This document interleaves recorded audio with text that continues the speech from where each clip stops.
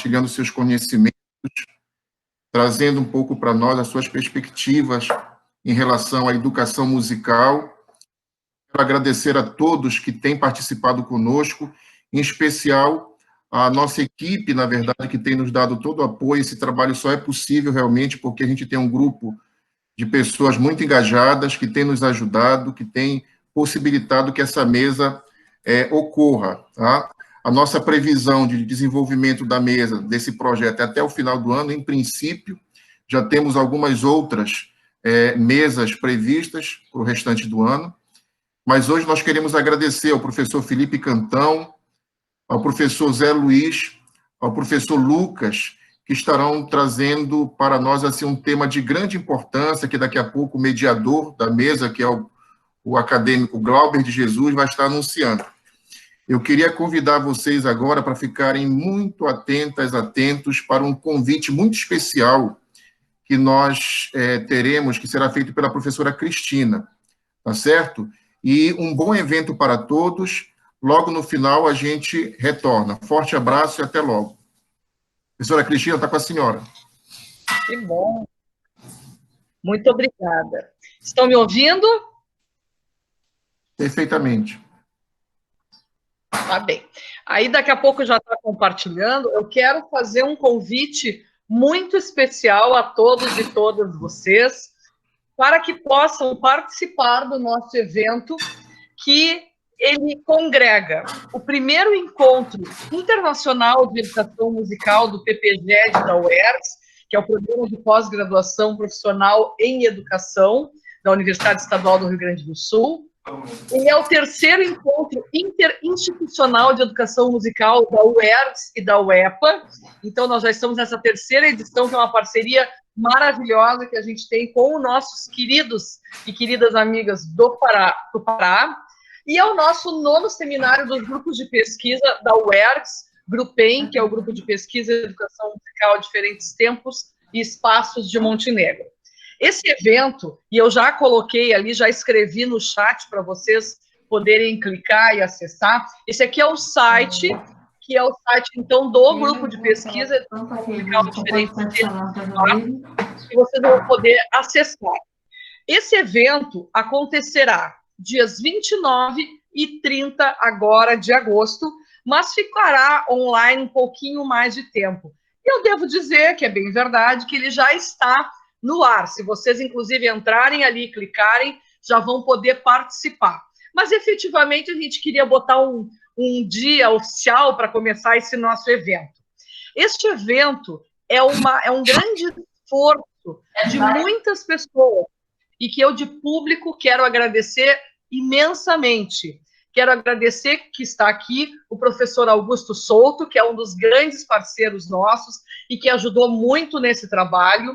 Quero agradecer ao professor Eduardo Pacheco, que é nosso coordenador do pós-graduação da UERJ.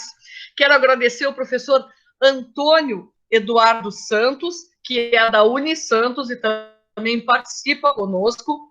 E quero agradecer muito também a Rosalia Trejo León, que é uma colega nossa lá do México e que também ajudou a fazer uma articulação muito boa.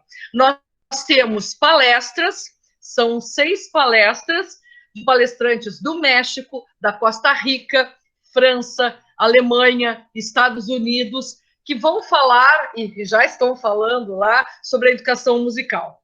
Temos 8 apresentações artísticas, muita gente da UEPA fazendo apresentações belíssimas. Convido vocês com muito carinho a participarem, e aqui eu quero destacar a participação do Glauber, juntamente com um grupo maravilhoso tocando carimbó, Santos, fazendo um trabalho, Ana Souza, fazendo um trabalho maravilhoso com os cantores contemporâneos, compositores contemporâneos, e tanta gente da UERJ também. E temos 29 comunicações entre ensino, pesquisa e extensão. Foi um trabalho enorme, nem sei como é que a gente conseguiu terminar e colocar aí na roda para vocês, mas assim foi feito com muito carinho, e eu quero destacar que é um evento que foi feito sem nenhum dispêndio de verba nem pública nem de ninguém. Foi todo feito na parceria e no amor à educação musical. Isso mostra que nós podemos fazer. Nós juntos, eu sempre digo, nós somos muito mais. Então tá aí esse site que foi criado pelas minhas orientandas. Eu quero destacar aqui o trabalho maravilhoso da Jennifer. Também está aí a Fabiane, que participa, a Nicole também participou, a Ana Lúcia e a Bárbara Sport também, todo mundo trabalhando junto. Então, são todos e todas muitíssimo bem-vindos e bem-vindas. E assim, então, eu termino a minha fala e quero dizer, então, chamar para coordenar essa mesa o Glauber Santos de Jesus, que tem coordenado já inúmeras vezes, é um estudante da Universidade do Estado do Pará e um querido que vai, então, coordenar essa mesa para nós. Que tenhamos todos e todas um excelente trabalho. Obrigado, professora Cristina. Gostaria de dar boa tarde a todos e a todas. É um privilégio ter vocês aqui. Também saudar os palestrantes, José Luiz, Lucas, professor Felipe.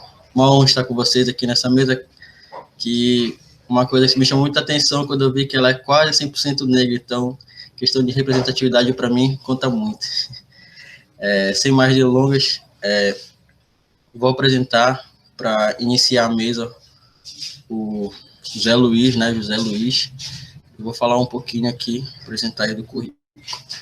Bom, o José Luiz, ele é especialista em educação especial e inclusiva e docência no ensino superior pela Faculdade de Educação São Luís, em São Paulo. Ele é licenciado em música pelo Centro Universitário de Metodista, IPA, em Porto Alegre, Rio Grande do Sul. É graduado em processos gerenciais pelo Centro Universitário Uninter, de Curitiba, no Paraná. Ele foi bolsista de iniciação científica pelo PIBID, da CAPES, em sua graduação em música. Possui experiências nas áreas de artes, música, infância e educação especial. Também atua como docente de música na Escola de Aplicação Fevale, Novo Hamburgo. Bom, antes de passar a palavra para o Zé Luiz, eu vou explicar aqui um pouquinho como vai funcionar a mesa. Vamos dar de 15 a 20 minutos para cada palestrante, sua fala, e quem tiver perguntas, quiser ter um momento de fala, pode estar enviando no chat, que eu vou estar anotando aqui, e no final da fala dos 3 professores, a gente vai estar abrindo espaço para as perguntas e para as falas de outros professores, quem tiver interesse em falar, tá bom? Então, desde já, uma boa mesa. Está com você, professor Zé. Obrigado, Glauber.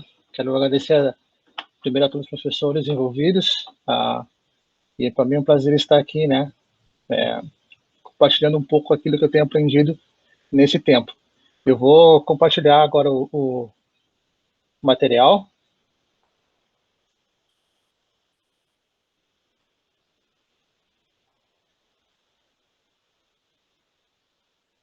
Com vocês.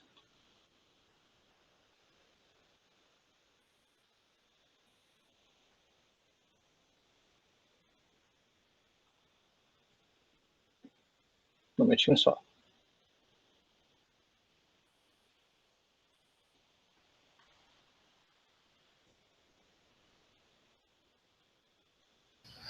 Enquanto o Zé projeta a imagem para a gente, peço para que os demais ouvintes mantenham seus microfones, suas câmeras desligadas, para facilitar aqui a navegação, para que não venha travar a fala de nenhum palestrante para vocês, tá bom? Obrigado.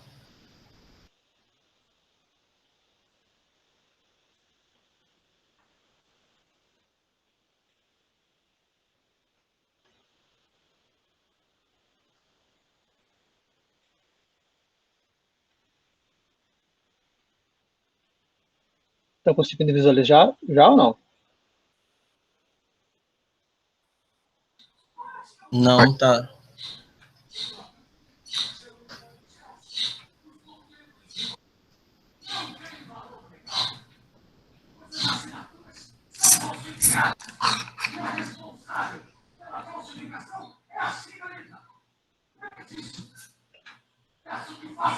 Vamos fazer assim, então. Glauber, eu te mandei para o teu WhatsApp a apresentação.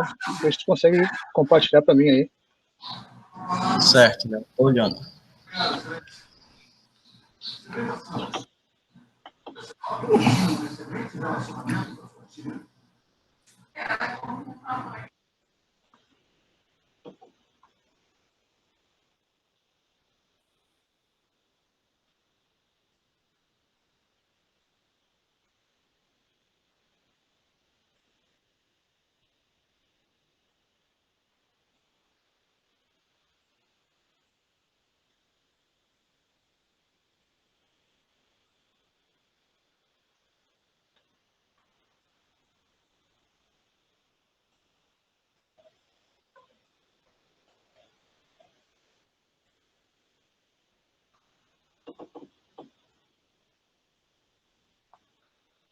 Um minuto, já vai.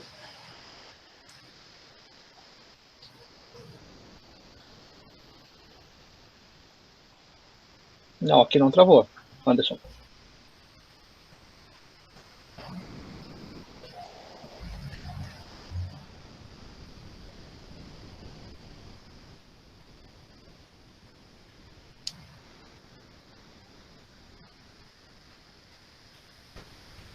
Tá aparecendo?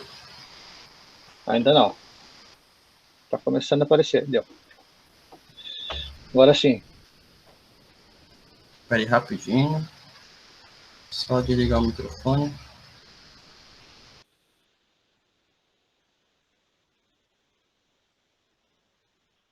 Então tá. Não sei se tu consegue colocar a tela inteira, Glauber, para mim, por favor.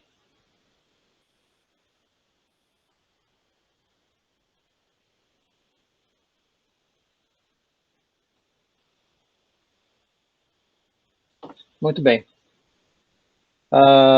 Estão me escutando?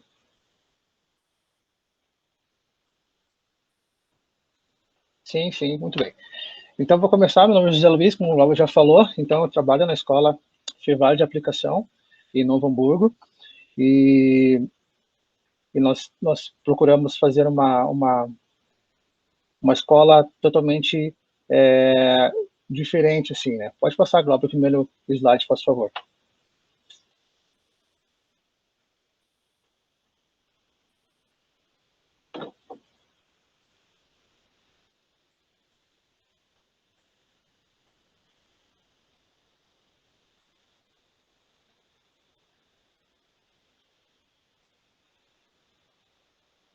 Por favor.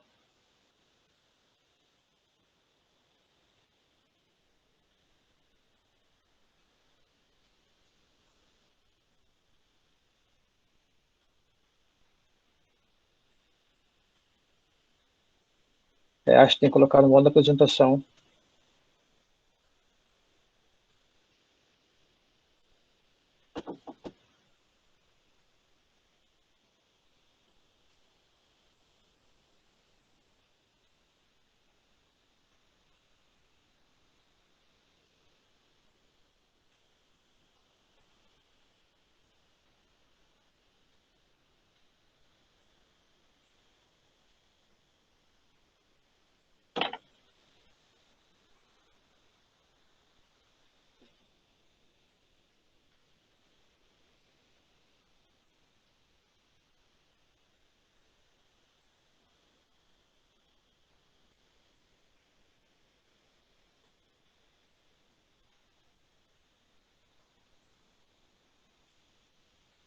Zé, eu passei que teu slide tá em tela cheia para mim.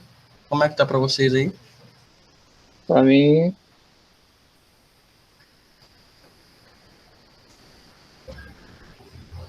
Não sei se a minha internet está lenta, mas aqui tá normal.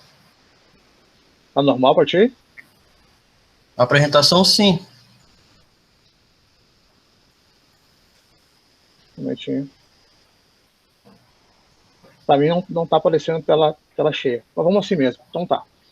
Então, nós somos uma escola inovadora, né, com inspiração finlandesa. E aí eu queria falar um pouco sobre a questão da Finlândia, né, que somos lá na Finlândia, a escola nossa escola trabalha com toda a metodologia finlandesa na questão de tratar o aluno por projetos, né? E essa educação finlandesa está totalmente debaixo das competências da habilidade da BNCC. É fundamentada embaixo da BNCC, né? E a gente trabalha também com a questão da metodologia de fenômenos. Como assim? Sempre com aquilo que está acontecendo na atualidade. Foi o exemplo agora do rapaz que foi assassinado nos Estados Unidos. A gente sempre procura trabalhar por projetos que trabalham dentro dessa perspectiva. O nosso procedimento também não é a nossa avaliação pelo processo, não é por nota, é por processo. Então, dentro dos projetos, nós trabalhamos na questão de nunca trabalhar com avaliação, tipo de números, mas sim com o processo, no processo de aprendizagem, né? Então, um aluno, às vezes, para poder participar da aula, ele precisa trabalhar através do processo. Os projetos são transdisciplinares, né? Como a nossa escola trabalha pelos projetos, o projeto transdisciplinar funciona como, pessoal?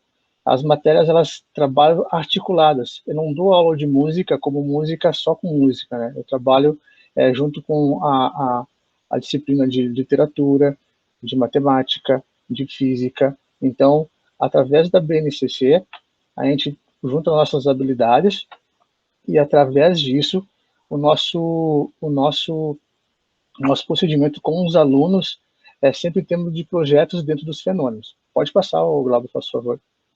O próximo slide. Zé? O ensino. Oi. Eu vou tentar passar por aqui, tá? O Glauber vai tirar agora. Eu passei para o PDF, vamos ver se melhora, tá, querido? Ah, tá. Obrigado, professor. Está muito pequena a letra para mim. Sim. Vamos ver. Vamos ver se... Vamos ter força, ânimo, confiança e fé. Vamos ver.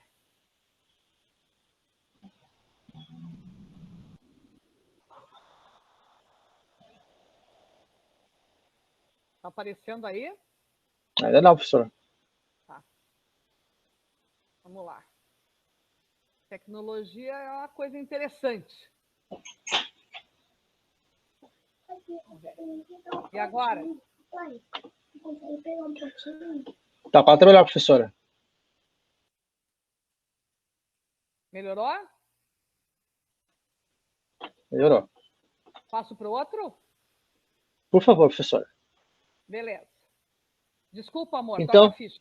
Não, tô tranquilo. O que acontece? Então, pessoal, eu trabalho nesse ano, eu estou trabalhando com o ensino médio, né? O ensino médio, a escola tem mais ou menos 800 alunos, onde os alunos tem mais ou menos 20% deles são bolsistas, né? Então, além de trabalhar junto com a comunidade, a escola trabalha toda ela, a partir do fundamental até o ensino médio, com a questão de mentoria. Como é que funciona a questão da mentoria, né? A mentoria, geralmente, cada professor, ele acompanha diariamente, né, mais ou menos 15 a 20 mais ou menos alunos, que eu sou responsável.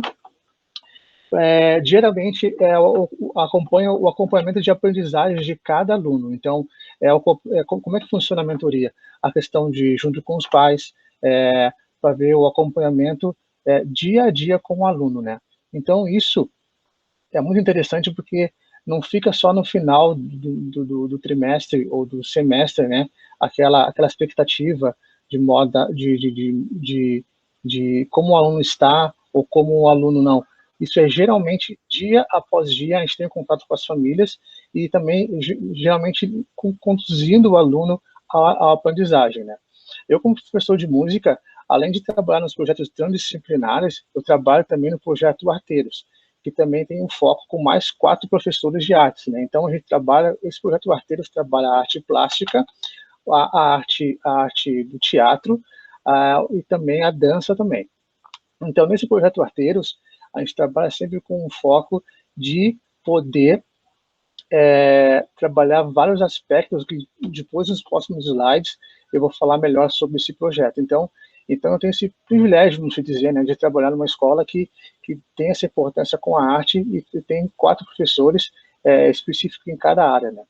E os projetos transdisciplinares, que eu também vou falar futuramente, né, fala sobre isso, né, sobre os projetos. Então, eu como professor de música, de arte / música, eu costumo falar, né, além de trabalhar nesse projeto paralelo com os arteiros, eu trabalho também diretamente com esses projetos transdisciplinares.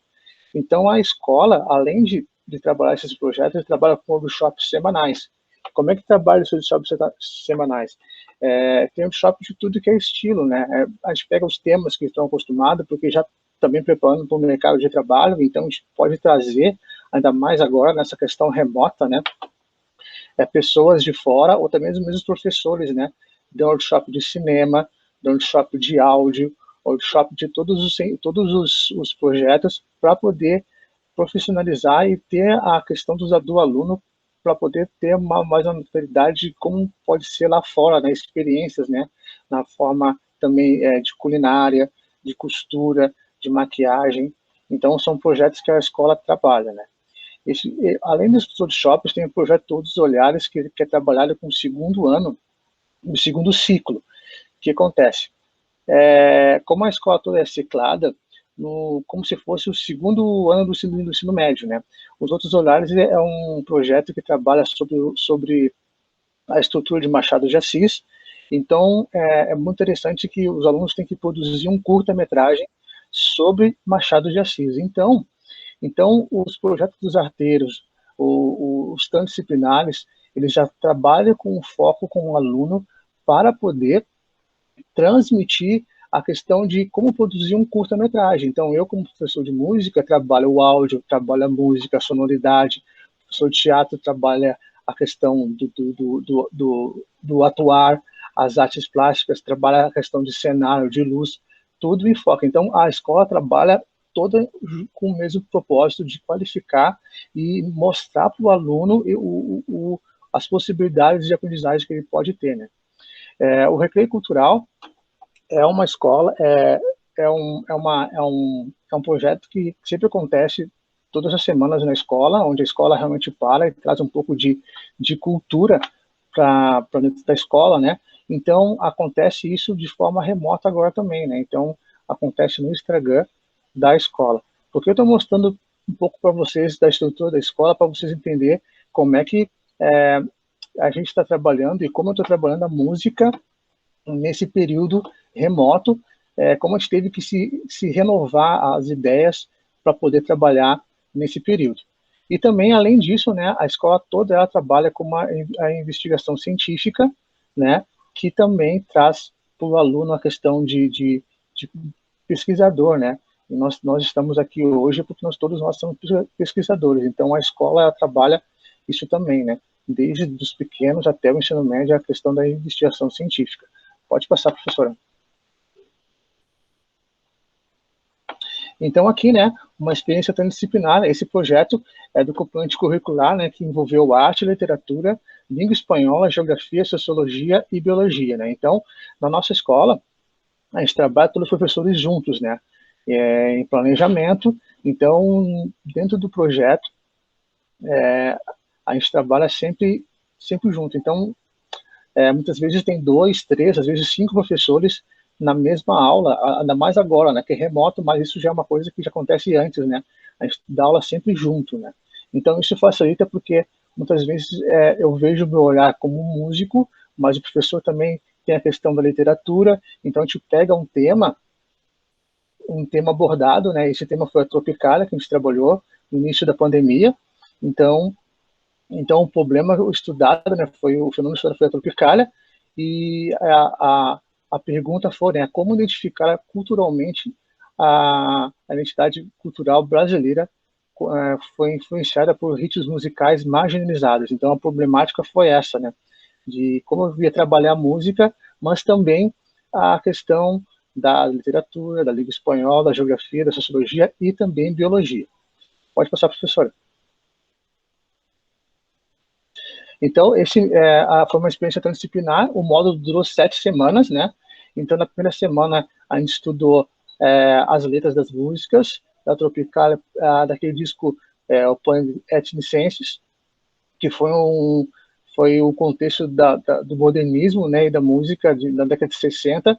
Foi muito interessante, né, porque os alunos eles não conheciam a sonoridade da década de 60, né, então a gente trouxe um pouquinho da bossa nova, da questão do modernismo ali, dos artistas, né, que cumpriram aquele sistema naquela época, né, então isso foi um aprendizado também não só para mim como professor, porque eu também via a questão da literatura, a questão dos outros componentes curriculares, mas também a questão musical, que também era o foco, né.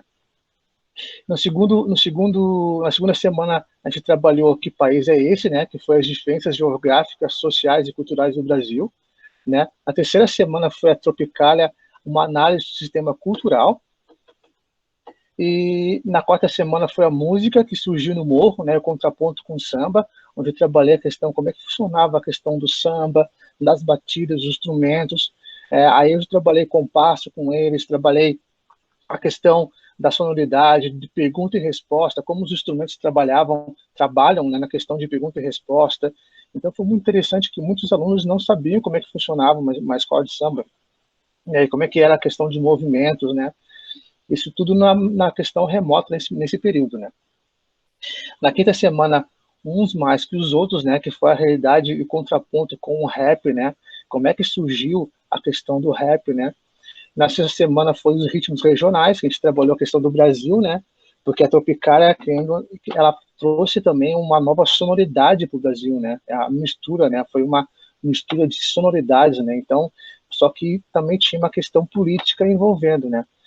E na sétima semana, né, foi retomada a conclusão, né, no país da Tropicália, nem tudo acaba em carnaval, que foi a grande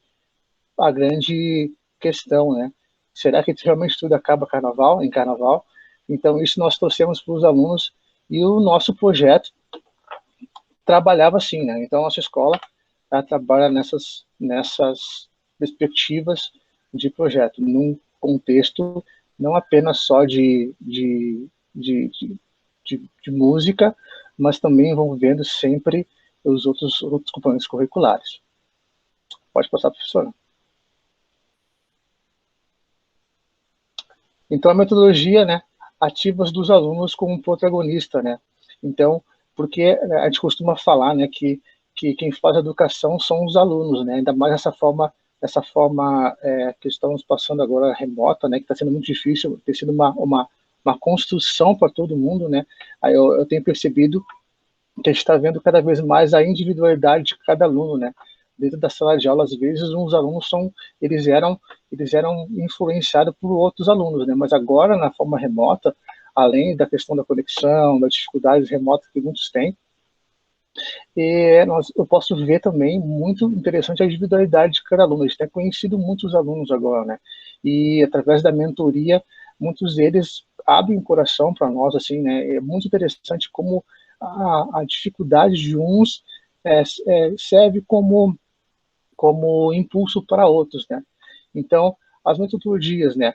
Ouvir e interpretar o álbum da Tropicália, que também foi, né, o objetivo, analisar os quilogramas e relacionar os aspectos biológicos, e fazer as conjecturas sobre o porquê das diferenças culturais no Brasil, sintetizar a temática desenvolvida do álbum Tropicália a partir da nuvem de palavras.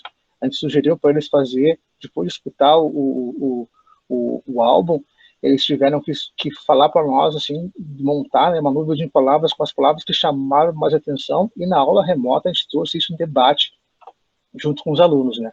Refletir sobre a origem do samba e a relação com o surgimento das favelas e a ostentação do carnaval atual, comparar os direitos sociais e a Constituição Federal com a realidade social enfrentada por classes sociais mais pobres e pela perspectiva do rap. A gente falou sobre o rap, né, como é a voz do morro, né, muitas vezes, né, e muitas vezes a gente falou da questão do rap como é uma voz ativa, né, das pessoas mais carentes, né, como é uma voz de interpretação também. E também criar um conceito como um perfil cultural brasileiro e a partir da sua diversidade. Então, isso foi foi a metodologia ativa que pudemos trabalhar nesse projeto da Tropicália. Pode passar, professor. Aqui um pouco, né, das redes sociais da escola.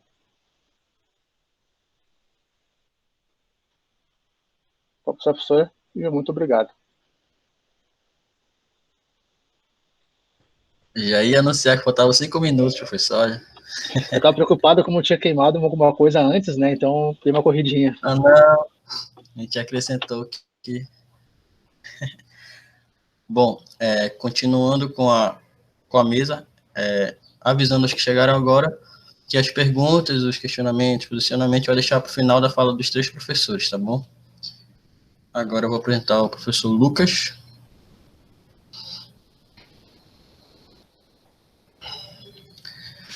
Professor Lucas Nascimento Braga Silva, ele é mestrando em Educação na Universidade do Vale do Rio dos Sinos, Unicinos. A linha de pesquisa é a formação de professores, currículo e práticas pedagógicas, foi da ProEx. Ele é graduado em Música, licenciatura pela Universidade Estadual do Rio Grande do Sul, UERGS. Também é integrante do grupo interinstitucional de pesquisa em pedagogias, docências e diferenças, GIPED, no CNPq, e do grupo de pesquisa em educação musical, diferentes tempos e espaços, CNPq, que é da UERGS. Ele atua principalmente na educação básica, com interesse de pesquisas por temas como formação de professores, currículo escolar, práticas pedagógicas em música e avaliação educacional. A palavra está com você, professor Lucas. O senhor pode ativar seu microfone, sua câmera, e quando faltar 5 minutos para o final da fala, eu lhe aviso, tá bom? Tá certo, então. Então, boa tarde a todos. Obrigado ao Glauber pela apresentação. Obrigado ao professor Augusto e à professora Cristina pelo convite. Eu vou compartilhar aqui uma apresentação simples que eu fiz para a gente acompanhar um pouco.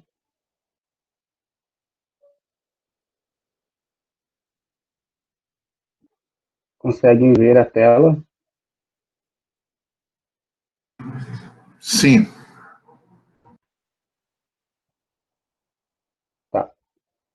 Então, essa é a minha apresentação, né, que eu vou trazer agora. Ela vai ser basicamente uma apresentação de algumas experiências que eu tive, onde a centralidade do trabalho buscava relacionar com as metodologias ativas da aprendizagem. São 2 experiências que eu tenho. Eu vou trazer que uma delas se dá no ensino fundamental e a outra se dá no contexto do ensino médio. Então, para começar, eu quero trazer aqui uma experiência com as metodologias ativas no ensino fundamental, que aconteceu em um contraturno escolar com crianças de 6 a 12 anos aqui na cidade de Montenegro. O trabalho com a música, ele acontecia dentro de um contexto que é a metodologia de projetos, onde esses projetos aconteciam de forma interdisciplinar, né? Eles se relacionavam com outras áreas do conhecimento. Nesse caso, por ser um contraturno escolar, a gente tinha atividades relacionadas às artes, aos esportes, letramento científico. Era um projeto diversificado também com robótica e entre outras atividades.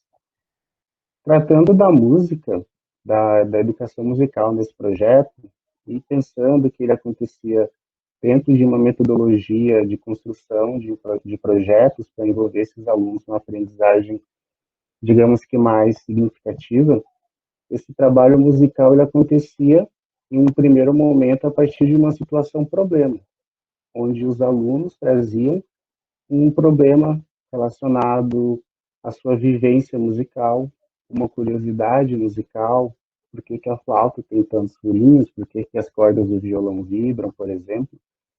Então, o aprendizado musical dentro dessa metodologia de projetos, ele partia, no primeiro momento, de uma situação problema que esse aluno trazia.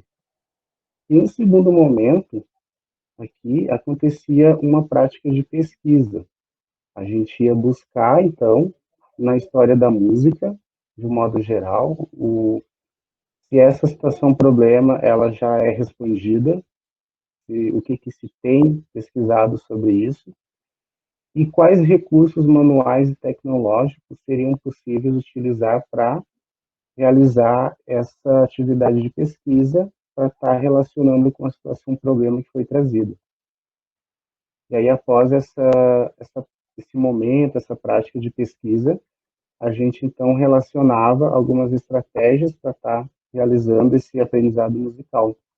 E aqui, no item 3, eu gostaria de fazer referência ao modelo CLASP, ou TECLA, do Suani, e a gente relaciona essas estratégias de aprender música com apreciação, execução, composição, literatura, e eu ainda acrescentei aqui a experimentação, né? Então, esses fazeres musicais que aconteciam inicialmente, que surgiam, na verdade, por um questionamento, um problema, que depois originou a prática de pesquisa e foi colocado em prática a partir de algumas estratégias musicais como essas mencionadas aqui.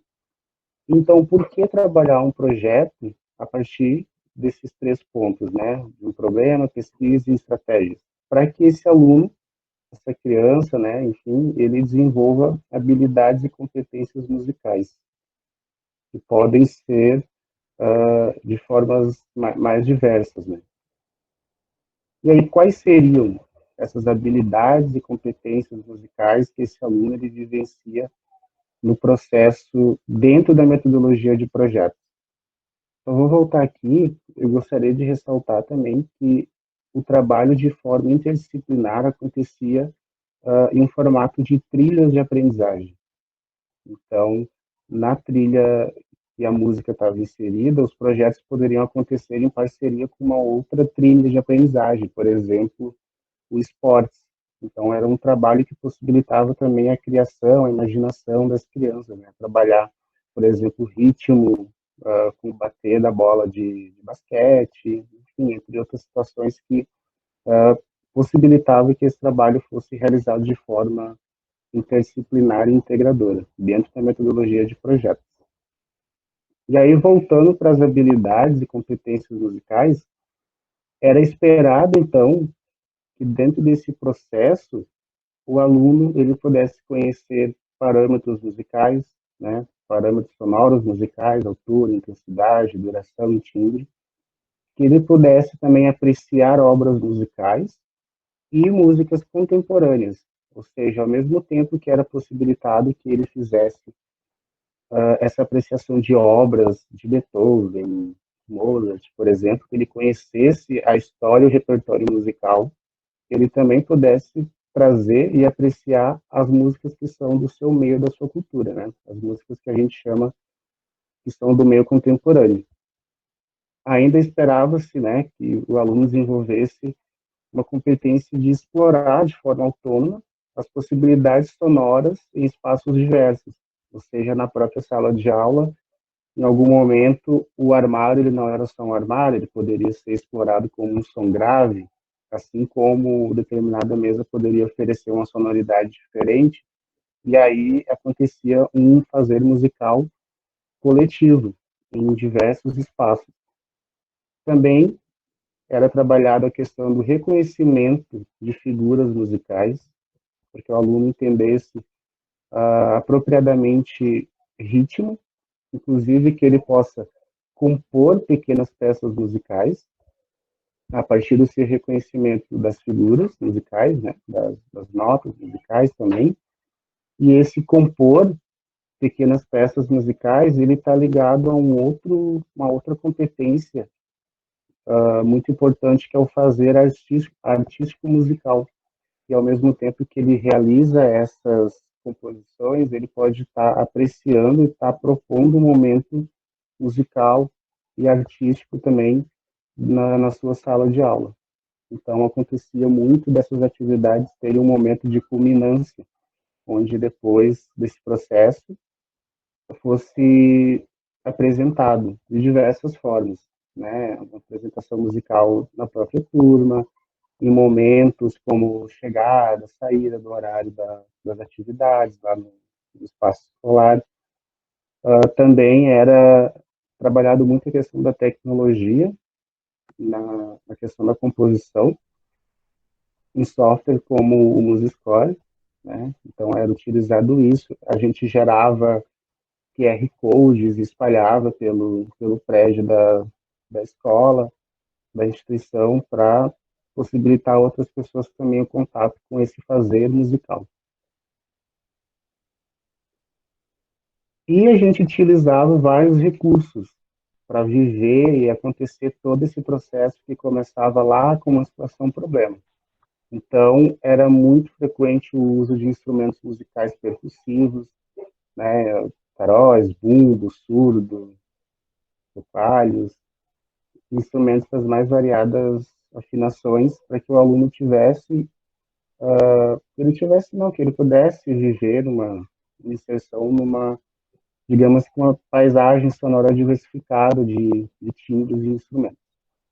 A flauta doce também, eu coloquei um asterisco aqui, porque a flauta doce ela é um instrumento da minha vivência musical, então eu sempre procurei compartilhar essas experiências com os alunos para que eles não vissem a flauta como uma única possibilidade, mas como uma possibilidade potente de fazer e de aprender música.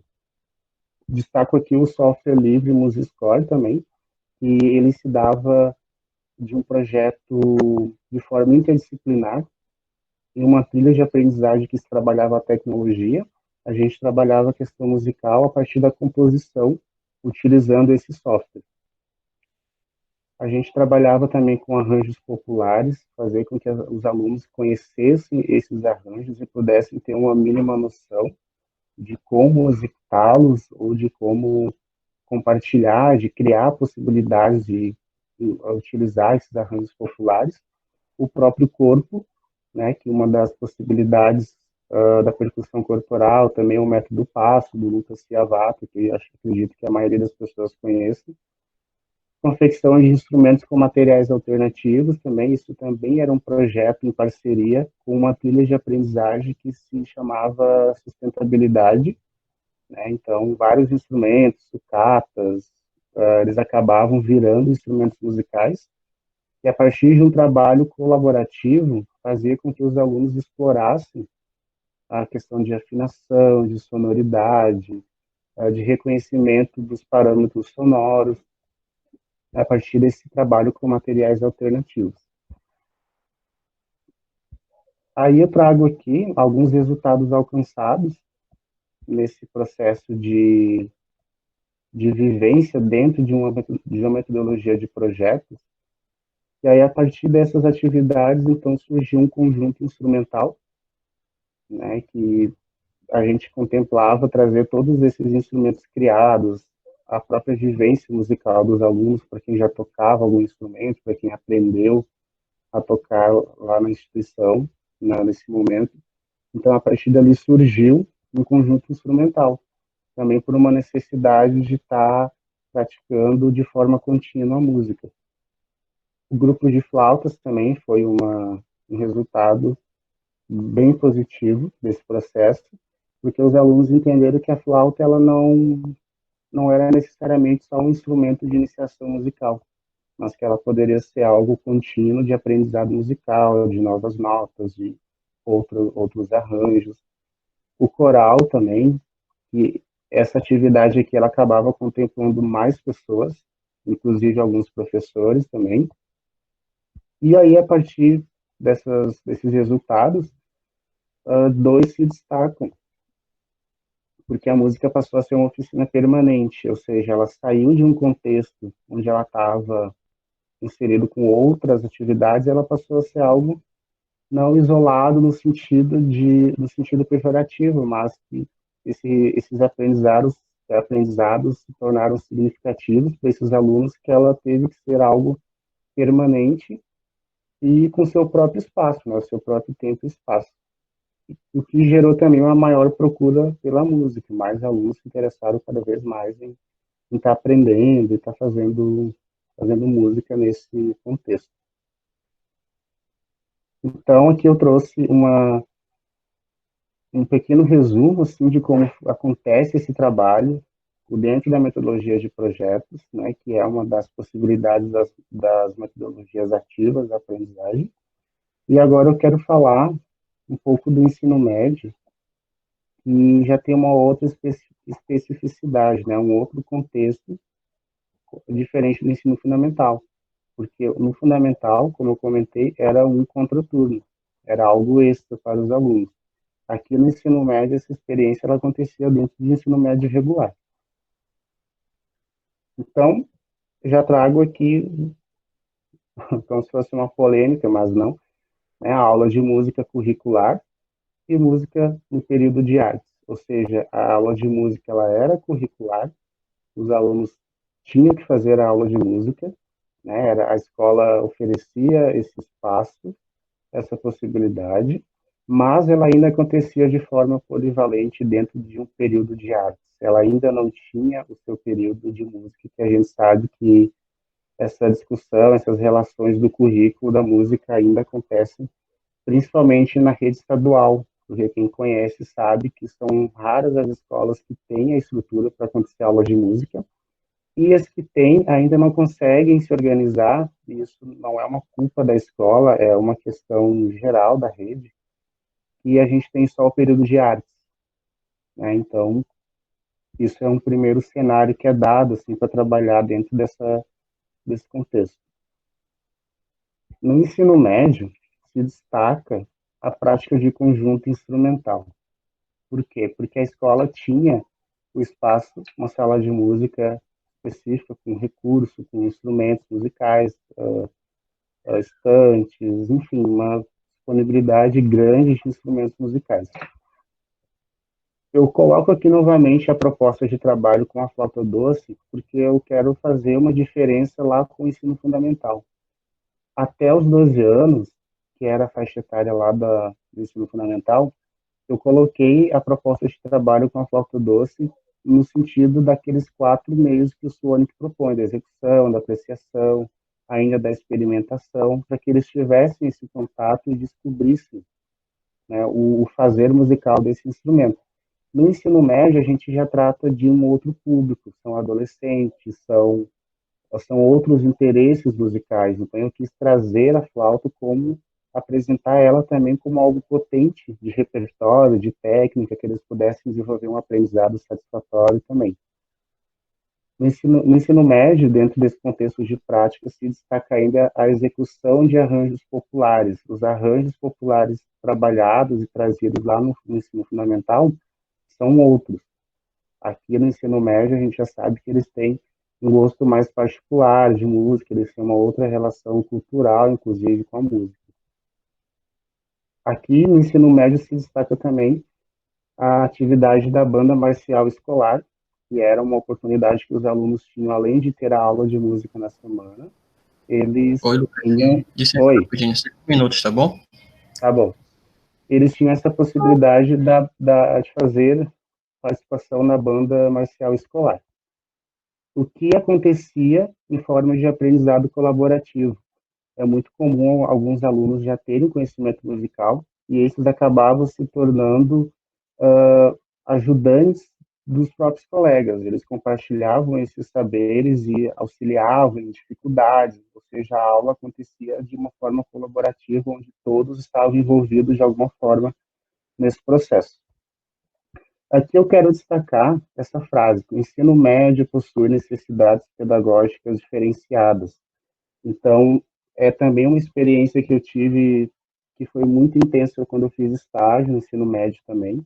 Eu queria trazer isso, porque eles têm, inclusive, uma questão cultural. Então, a partir dessa frase, eu quero dizer que foi necessária uma adaptação e reinvenção. Por quê? Para tratar das discussões sobre estilos musicais. Então, pela a fase que eles estão, eles tinham certos preconceitos com funk, gospel, estilos musicais que eram da própria vivência deles, Então, foi necessário trazer esses estilos musicais para discutir, para que não acontecesse essa certa discriminação, mas que esses estilos musicais também pudessem ser ferramentas para aprender, para tratar das questões culturais desses instrumentos, né, desses estilos musicais. Em alguns momentos foi necessário deixar de lado aquilo que era planejado e pegar o funk para trazer para a sala, o gospel, o sertanejo, e fazer com que isso fosse uma possibilidade de aprender música. Destaco ainda que na flauta a gente reinventou esse instrumento, foi uma experiência bem potente, de que eles pudessem fazer pequenos arranjos de funk com a flauta, o que fez com que eles socializassem esses saberes. Então, tinha gente que já tocava um instrumento, mas nessa aula não participava, por suas questões, por não gostar dos arranjos, da proposta, de música que era trazida, mas que em determinado momento se sentiu contemplado em trazer para a aula esses estilos musicais para colocar como um aprendizado, o que gerou um aprendizado satisfatório e um maior envolvimento dos alunos na aula de música.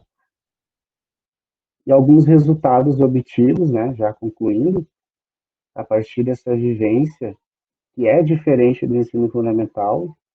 A gente sabe que a escola pública tem suas particularidades, então o trabalho acontece dentro das possibilidades que permitem, né? Que é uma maior participação dos alunos na aula de música, após tratar dessas questões culturais, e que a aula de música pudesse produzir significado para eles a partir da vivência cultural que eles trazem para essa aula. E aí a gente obteve também muitos relatos de que ir para a escola, e ouvir isso de alunos do ensino médio é muito importante, esses alunos dizendo que ir para a escola passou a ter outro significado, né, de poder se sentir contemplado com a sua cultura musical na aula de música, de pensar, dar possibilidade para eles tratarem, falarem dessas vivências musicais e fazer dessas vivências aí uma possibilidade de aprender música. E que também é muito comum ouvir dos alunos que depois dessa mudança na aula de música, né, de pensar essa forma cultural, de abrir as portas dos saberes musicais dele, abrir também portas para a busca de outras aprendizagens musicais.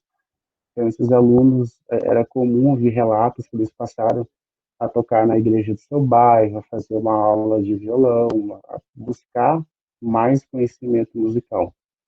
Então, esse processo todo, né, tanto no fundamental quanto no médio, é relacionado com as metodologias ativas da aprendizagem, porque se buscou contemplar a cultura, principalmente, desses alunos e fazer com que isso fosse um aprendizado de forma integrada entre si. E deixo aqui o meu muito obrigado para vocês. Muito obrigado, Lucas. Agora apresentar o professor Felipe Cantão. Um momento. Bom, professor Felipe Novaes Cantão, ele é educador musical com mestrado em arte pela UFPA, tem especialização em ensino da música pelo Instituto Estadual Carlos Gomes, possui licenciatura plena em música pela UEPA também, e formou-se em piano pela Escola de Música da UFPA, a IMUFPA. É professor da educação básica há mais de 10 anos, desenvolvendo pesquisas e projetos na área de inovação metodológica para educação musical com o uso das tecnologias digitais, da informação e comunicação. Também atua como professor de piano e correpetidor no curso de bacharelado em música do Instituto Estadual Carlos Gomes desde o ano de 2011. Em 2020, é reconhecido como... Isso aqui eu treinei a tarde toda, professor. Microsoft... até me perdi aqui, ó. Microsoft Education Master Training e Microsoft Education Innovate Expert. Acho que é isso. Perfeito. Tá. Por suas contribuições para uma educação inovadora e transformadora, capacitando mais de 500 educadores no Brasil e aplicando diversos recursos tecnológicos em sua sala de aula. Bom, professor, Fique à vontade. Muito obrigado, Glauco, pelas tuas palavras, pela apresentação. Antes de mais nada, eu gostaria de agradecer imensamente ao professor Augusto Souto. Eu tive o prazer aí de ter grandes aulas durante a minha graduação na Universidade do Estado do Pará. Também agradecer a presença de todos aqui presentes nessa mesa redonda. Professor José Luiz, professor Lucas, aí, que apresentaram brilhantemente seus trabalhos. Vejo aqui que na nossa, digamos assim, plateia virtual, temos aí muitos conhecidos meus, né? Então, os professores aí que eu tive o privilégio também de poder conviver durante a minha graduação, em especial a professora Ana Souza, né? Minha eterna professora de piano, que eu também tive o privilégio de ouvi-la, salvo engano, semana passada. Bom, então, deixa eu começar aqui. Compartilhar minha tela.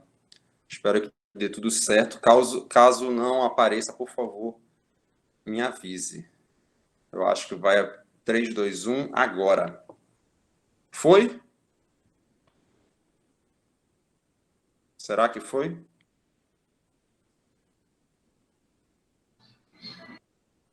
Sim, professor. Foi, obrigado, Glauber. Então, vamos lá. Bom, vou tentar fazer duas apresentações em uma, vou ver se eu consigo, tá? Bom, antes da gente antes de eu falar um pouco sobre o meu projeto, se eu conseguir, é importante a gente entender o que são as metodologias ativas, tá? Então, para isso, eu vou falar um pouco sobre o significado, algumas definições, na verdade, porque é algo muito novo, chega no Brasil por volta de 2014. Então, aqui na realidade de Belém, poucos professores usam e ainda não conhecem bastante. Tá? Então, eu tenho algumas definições do que são as metodologias ativas. Então, a aprendizagem ativa é basicamente a aprendizagem em que os alunos estão envolvidos ativamente no ato de aprender. Estão abordando o aprendizado de maneira reflexiva e ponderada, em vez de simplesmente serem destinatários passivos das informações que lhes são fornecidas. Ou seja, cada vez mais as aulas expositivas de 1 hora, 2 horas, elas caem em desuso, né? A gente vai ver o porquê daqui a pouco. O aprendizado ativo não é simplesmente se divertir, é fazer com que o aluno pense além do óbvio, tornar a aprendizagem desafiadora, motivadora e divertida. A aprendizagem ativa é uma abordagem de ensino que envolve o engajamento, essa palavra é muito importante, por meio de discussões, resoluções de problemas, estudos de caso, dramatizações e outros métodos. A aprendizagem ativa atribui um grau maior de responsabilidade ao aluno do que as abordagens passivas, mas a orientação do professor ainda é crucial. Mas nesse momento, quando a partir de 2014, 2012, 2010, nos Estados Unidos, o professor ganha um novo papel e perde outros papéis. Então, é um momento ali de disruptura, né, que os cientistas da educação vão falar. Então, onde está alicerçada as metodologias ativas? Elas estão alicerçadas no construtivismo de Piaget, nas ideias de Rousseau, que também influenciou John Dewey e Maria Montessori, no socioconstrutivismo de Vygotsky e a taxonomia de Bloom, que todo educador deveria ali conhecer bastante. Eu trouxe ali só para dar uma pincelada, onde ele diz que para a gente chegar lá no criar, o professor Lucas, talvez, salvo engano, mencionou o CLASP aí do nosso grande, maravilhoso Kate Swanick, né? Então, a gente pode fazer grandes analogias. Então, ali, o Swanick diz que compor é necessário, é um dos principais alicerces. Mas para a gente chegar lá, olha quantas coisas a gente precisa fazer, né? Memorizar, entender o processo, depois compreender, aplicar, depois de aplicar, analisar, avaliar e conseguir criar outras informações. Então, é importante também a gente conhecer um pouco mais da taxonomia de Bloom, tá? Outra questão importante é quais são os benefícios de usar em sala de aula, tá? E a metodologia ativa, ela vem de várias partes do conhecimento humano, não só da educação. Então, a gente teve influência da administração, influência da medicina, e ela pode ser aplicada na mais tenra idade até a universidade, tá? Onde é muito largamente usada. Então, vamos lá, um dos benefícios. Quando o professor aplica as metodologias ativas, o aluno começa a entender que a aprendizagem ela dura toda a vida. Então, a pessoa aí com 60, 70 anos, ela aprendia ali um ofício e nunca mais estudava. Hoje em dia, a gente tem que estar 100% se reciclando, porque as coisas são muito dinâmicas, né? Líquidas, né? Como já dizia alguém. Então, incentiva o sucesso. Então, alguns pesquisadores da Universidade de Cambridge mostram que quem passou por uma aprendizagem ativa teve mais sucesso dentro do mercado de trabalho, porque faz o aluno ir atrás, conquistar aquele aprendizado. E o engajamento é uma das questões mais importantes da educação da nossa era para quem trabalha com crianças, adolescentes e até adultos. Tá? É como engajar o nosso aluno, que às vezes tem alunos da universidade que trabalham, ensino médio também às vezes trabalham, e crianças que querem estar muito com a tecnologia, mas não tem esse link com a educação. E então, a metodologias ativas chega como uma das possíveis soluções para o engajamento. Bom, aqui a gente tem um pouco ali da pirâmide de William Glasser, que é um grande psiquiatra norte-americano, e ele diz o quê? Que se você apenas ler, você vai aprender 10%.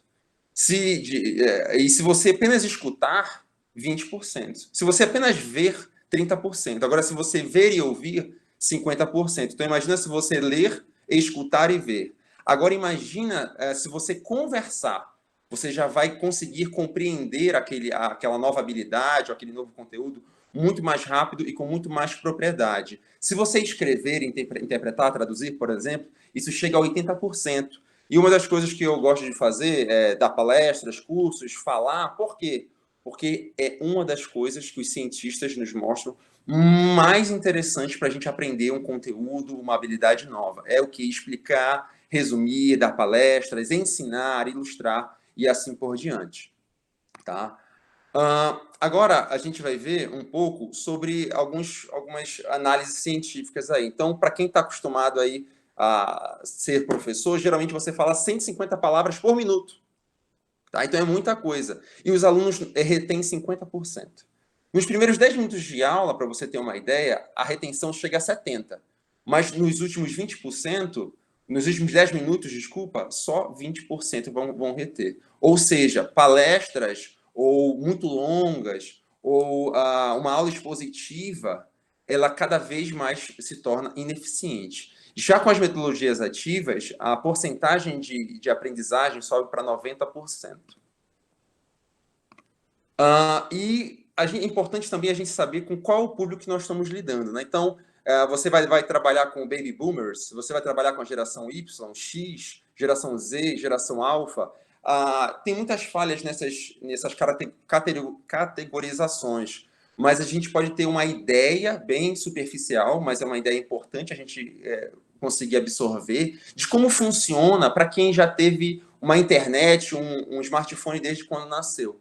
Tá? Então é importante, às vezes, a gente estudar um pouco aí dessas gerações. Agora a gente indo sobre alguns equívocos, né? O que não é, na verdade, o que não são metodologias ativas. Então, o aprendizagem ativo tem a ver com realizar uma atividade específica. Não. São um conjunto de atividades que vai tornar uma aprendizagem ativo, em que o aluno vai ser o centro das atenções, em que ele vai, como alguns dizem, se ativar. Né? Número 2. O aprendizagem ativo é o mesmo que aprender baseado em perguntas. Não, isso era uma das formas no passado de se aprender com perguntas e respostas, bem naquele questionário, bem dos primórdios, tá? Mas não.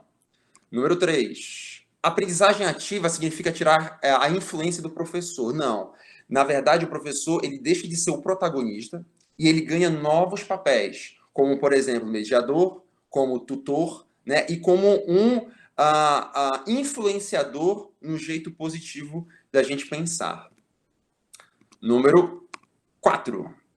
O aprendizado em ativo significa mudança completa no estilo de ensino, no layout da sala de aula. Sim e não. Tá?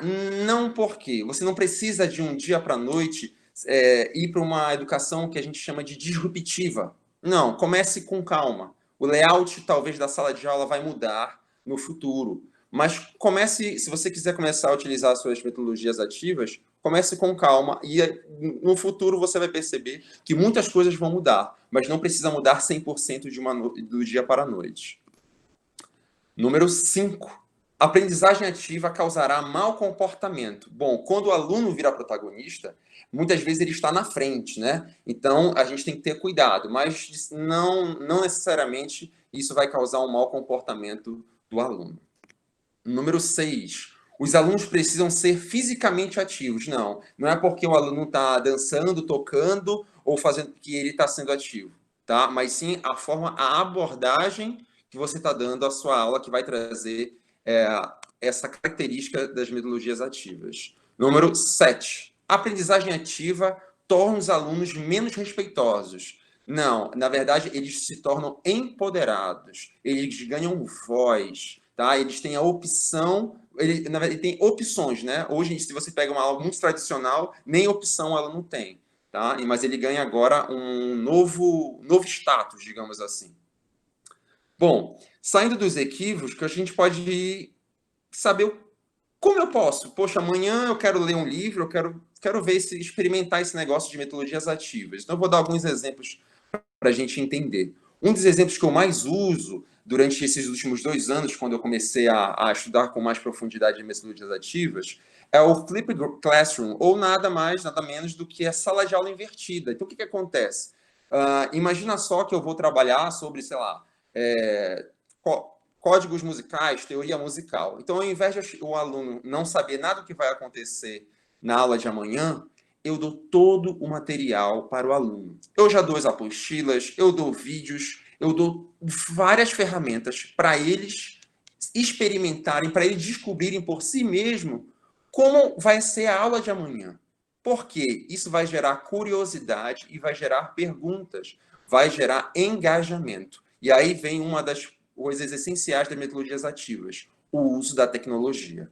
Tá? Então, com isso, ele vai anotar, ele vai em busca de outros dados, e assim, quando ele chegar em sala de aula, nós vamos ter uma aula diferente. Então, ao invés de eu chegar lá e dizer, olha, hoje nós vamos... Não. E aí, galera, o que vocês fizeram? Só que isso a gente precisa de muitas estratégias, porque nem todos, a princípio, vão querer estudar antes, aprender antes. Tá? Então, aí vem muito estudo, vem muita análise, e muita estratégias, né, para a gente conseguir envolver esses alunos. Então, a aula, ela se torna baseado em construção. Então, toda aula, o aluno produz algo mais palpável, ele não fica totalmente passivo. Tá? Então, aquelas aulas longas, palestras, você não tem, tá? Expositivos. E o que o aluno ganha com isso? Ele ganha construção do conhecimento, ganha criatividade, automotivação, colaboração, autonomia, também uma das palavras-chave, e organização. Bom, outra metodologia que eu trabalho muito em sala de aula é a gamificação, tá? Hoje, cada vez mais, o mundo todo está jogando. Então, eu vejo, e às vezes é até um preconceito, né? Mas às vezes eu vejo umas pessoas de 50 anos com celular jogando. Eu digo, olha que legal. Só que aí eu já estou até feliz agora. A gente ficava meio assim, tá jogando, né? Só que todo mundo joga. E por que joga? Porque jogar é legal, tá? Porque existe algo chamado de gamificação. Então, a gente pode gamificar a aula. A gente pode trazer desafios para esses alunos. Tá? Então, também são muitas estratégias, muito estudo envolvido, mas os alunos adoram. Tá? Então, jogadores normalmente apresentam persistência, ousadia, atenção aos detalhes, criatividade na solução de problemas, todas as habilidades que idealmente devem ser demonstradas na escola. Ou seja, se você trabalhar com a estratégia de gamificação, você vai ganhar um aluno de ponta. Tá? Então, pense em como gamificar a sua aula. E outra abordagem é a abordagem de pares, ou peer-to-peer. Tá? O professor precisa definir qual o resultado esperado ao final da interação entre os alunos. Então, você pode ali colocar 2 alunos, mas você precisa ter uma intenção. Tá? E esses 2 alunos, eles vão trocar. E, geralmente, uma recomendação que eu faço, colocar um aluno muito bom com um aluno que pode ou não estar abaixo do nível da sala de aula. E ele vai aprender, principalmente, o aluno que já sabe, porque quando ele ensina, lembra que ele é 95%, então ele vai aprender muito. E o aluno que não sabe vai evoluir muito rapidamente, porque a gente vai trazer uma uma educação personalizada. Então, além de auxiliar os alunos que mostram dificuldade em certo assunto, aquele que explica também vai ser beneficiado no peer-to-peer, pois, ao expor, o que sabe trabalha a comunicação e a autoconfiança. Além disso, a repetição e a prática fixam o aprendizado. Lógico, o professor aí vai ficar supervisionando. E, no final, é sempre bom o aluno apresentar resultados, tá? E algumas dicas, né? Para expandir os nossos horizontes aí. Ó. Então, quem quiser ou quem tiver o Netflix, tá? Vamos ver aí um diálogo sobre a indústria americana que faliu, e a chinesa comprou. Então, um bom momento para a gente pensar nesses novos paradigmas aí do futuro. Braincast, não sei quem gosta de usar o podcast, mas se você quiser antenado aí com tudo que há de mais inovador no mundo, recomendo o Braincast. E mais uma série aí do Netflix, para a gente entender quais são os impactos que o ambiente ao redor causa na criança, no adolescente, através dos avanços da neurociência. E, por último, algumas dicas aí de livro, tá, sobre as metodologias ativas. Tá? E agora, não sei quanto tempo eu tenho, mas eu acho que eu vou conseguir aqui umas referências. Eu vou apresentar muito rapidamente também, mas eu acho com mais tranquilidade, um pouco do meu projeto chamado Projeto Música na Rede. Tá? Eu comecei esse projeto em 2019, entre fevereiro, março e abril e maio eu coloquei em prática, depois de alguns estudos sobre metodologias ativas, tá? Então, qual é a realidade que eu falo aqui? Hoje eu sou professor de uma escola pública da rede federal, com cerca de... Oi, professor. Desculpa, 5 minutos, tá? Tá. Com cerca de 1.158 alunos. E eu dou aula para cento e pouquinhos alunos, tá? Então, eu desenvolvi algumas estratégias onde a gente usa bastante as metodologias da sala de aula invertida. Então, algumas coisas que eu criei foram o quê? Um site onde eles podem ter esse conteúdo de antemão para estudar. Então, ao final, eu vou colocar esse site, para quem quiser colocar esse QR Code aí. E a gente também utilizou bastante simulados, tá? E também testes formativos, onde eles podem se avaliar e avaliar a minha didática e o projeto em si, tá? E uma das ferramentas que a gente usou é o Flipgrid aí, onde a gente pode, principalmente nesse tempo de pandemia, eu tenho avaliado a performance musical deles e a criação musical através de vídeos que eles postam aí nessa plataforma chamada Flipgrid. Alguns resultados, deixa eu colocar esse resultado aqui que é mais interessante. Então, em 2019, durante o ano de 2019, nós tivemos 14 mil visualizações, acessos no nosso site. Já em 2020, principalmente por causa da pandemia, nós tivemos aí 33 mil e o ano ainda não terminou, tá? Então, a gente vai bater muitos recordes aí de acessos e os alunos gostam muito. Então, aqui tem um comparativo de mês a mês, né, do ano de 2019 e o de 2020, extremamente superior. Há algumas ferramentas que eu gosto de utilizar, então o Spotify, tá? E aí a gente tem uma imersão de várias culturas, da nossa própria cultura, de culturas vizinhas, culturas europeias, através da apreciação musical, através desse streaming de música. Alguns jogos.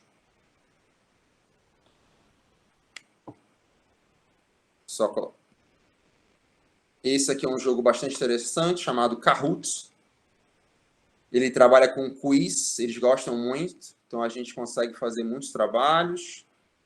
Isso aqui é um dos exemplos desse quiz. Um outro aplicativo que eles gostam muito também se chama Songmaker, onde a gente desenvolve bastante trabalhos de composição e apreciação musical, recriação musical também. Eles gostam muito. E o Flipgrid também, que é uma excelente plataforma. Chegando agora no fim, que eu acho que eu não vou atrasar ninguém, tem algumas referências, tá? E eu deixo aí, quem puder usar o QR Code do seu celular, não sei quantos estão usando o computador, o meu Instagram, e o site do colégio. Desculpa, o site do colégio não, o site do projeto. Como ainda não me interromperam, então acho que ainda tem alguns minutos, vou mostrar para vocês aqui o site do colégio. Quem quiser ver alguns vídeos, eu gosto de produzir um grande vídeo por ano. Então, nós temos um teaser muito legal, tá? Que mostra o resumo de 2019. Nós temos um coral de flautas, que eu montei aqui durante a pandemia, tá? Foi muito legal, depois quem quiser ver, tá bom? E uma série de atividades aqui, ó, para vocês terem um exemplo de como trabalhar as metodologias ativas dentro de sala de aula. Quando tem prova aí, para eles não ficarem com tanto medo, tá? Brincadeira, eles não têm medo. E aqui, um mix do trabalho de flauta dos alunos aí. Então, a gente pode avaliar e eles podem também se colocar em destaque aí, ó.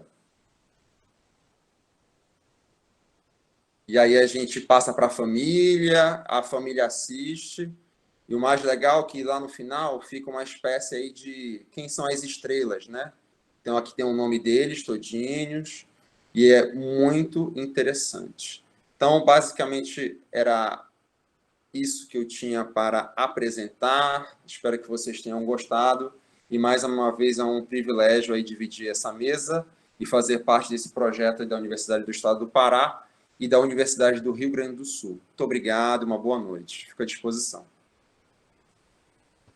Muito obrigado, professor. Bela apresentação, não só a sua, mas também dos outros, do José e do Lucas. Então, a gente abre agora espaço para quem tiver alguma pergunta, quiser falar um pouquinho sobre a metodologia dos professores, está aberto. Não vou falar. Bom, enquanto alguns tomam coragem, na fala do... Deixa eu ligar aqui a câmera. Eu quero, Glauber. Tá bom, eu vou finalizar e te repasso, tá bom, professora? Separar o meu certificado dessa relação. Na fala do professor Lucas, também do José, falaram que pegaram, né, algumas músicas culturais dos alunos, da própria região que eles moram, e a próprio rap, né, o professor José colocou. Como foi para despertar um pouquinho desse interesse sobre esses alunos pesquisarem sobre o rap? Porque, querendo ou não, o rap hoje ainda é muito marginalizado pela sociedade, assim, querendo ou não influenciar muito algumas crianças a não ouvirem por certas questões, enfim. Então, o professor Lucas ou o José quiserem responder, qual foi a estratégia de vocês, né, para resgatar esse aluno, tirar esse conceito pré-definido aí na cabeça deles, ou se eles tinham ou não, porque enquanto aqui no Pará, muitos alunos que a gente tem, que eu tive, ainda tem um pouquinho de receio em ouvir rap, dizendo sobre a marginalização, né, essas questões. Pode ficar à vontade. Quem quiser responder, fica à vontade. Na verdade, o nosso objetivo era esse mesmo, né? A gente fez uma pesquisa com os alunos e para quebrar esse preconceito mesmo, né, que eles têm, né? E ver que realmente isso é uma questão cultural, né? Que o rap também é uma expressão, né? Então, o público da minha escola é uma escola privada, né? Mas mesmo sendo uma escola privada, a gente trabalha muito com a comunidade, né? Então isso tem uma mistura de pensamentos lá dentro, então isso foi muito interessante porque eles começaram a escutar o rap, falar sobre, e, né, a gente falamos também sobre o cantor,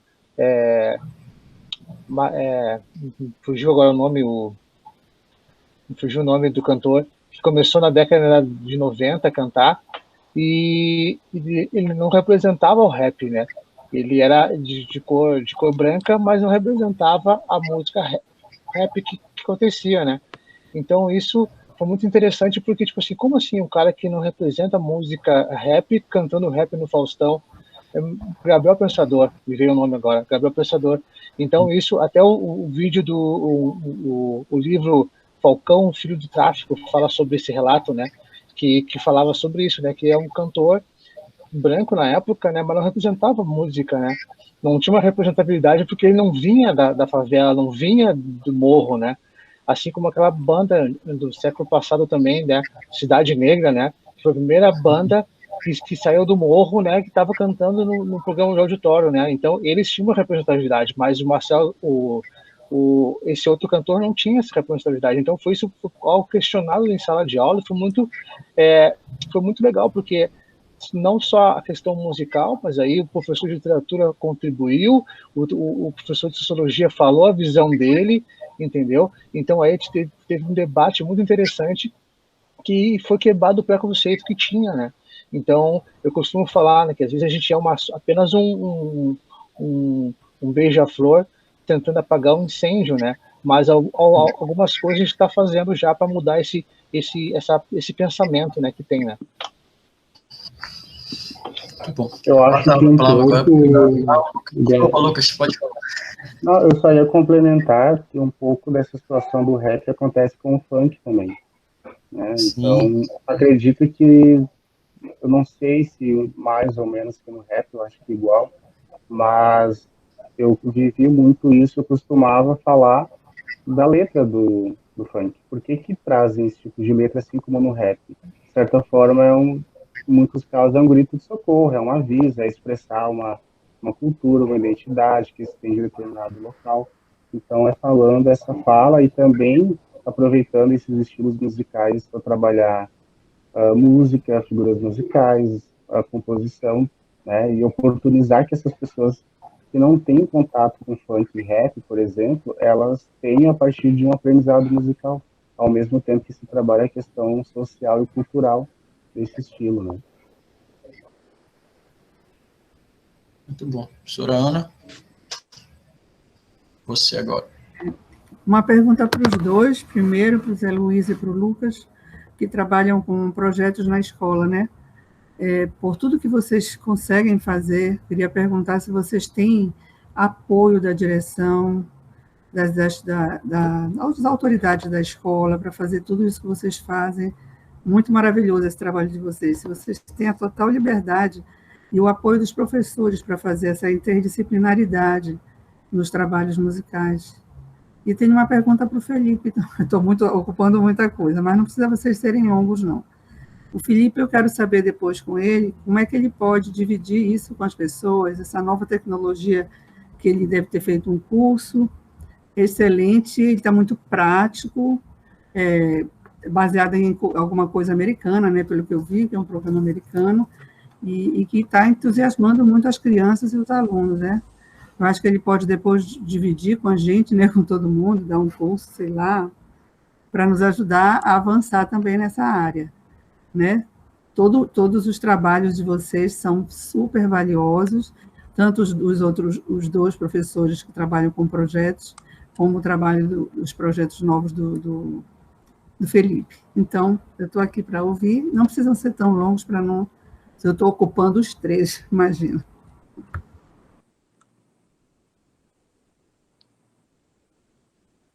Então, pode falar, professor Zé Luiz. Pode falar, Lucas, pode falar. Tá, então eu vou lá. No meu caso, o contraste era bem grande, porque a instituição do ensino fundamental era privada, o ensino médio era pública.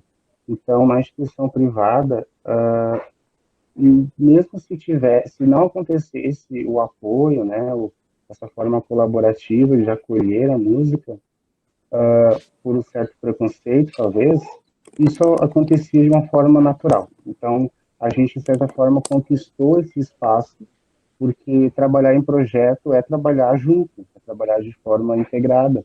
Então, não tinha como esses professores não acabar vivenciando e participando desses momentos musicais, né? E já na escola pública, né, eu não quero generalizar, mas era o caso dessa escola, era muito comum, né, a não valorização da aula de música. Inclusive, tinha professores que viam a aula de música como um prêmio para quem ia bem em português e matemática, né? Então, era uma constante desconstrução, né? E, ao mesmo tempo, para construir alguma coisa na aula de música. Era basicamente assim.